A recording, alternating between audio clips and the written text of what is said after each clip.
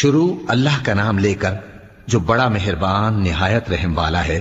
اللہ کا حکم یعنی عذاب گویا آ ہی پہنچا تو کافرو اس کے لیے جلدی مت کرو، اور یہ لوگ جو اللہ کا شریک بناتے ہیں وہ اس سے پاک اور بالاتر ہے۔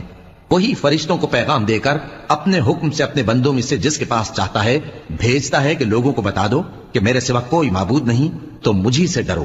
اسی نے آسمانوں اور زمین کو حکمت سے پیدا کیا، اس کی ذات ان کافروں کے شرک سے بلند و برتر ہے۔ اسی نے انسان کو نطفے سے بنایا مگر وہ کھلم کھلا جھگڑالو بن گیا، اور مویشیوں کو بھی اسی نے پیدا کیا، ان میں تمہارے لیے سردی سے بچاؤ اور بہت سے دوسرے فائدے ہیں، اور ان میں سے بعض کو تم کھاتے بھی ہو۔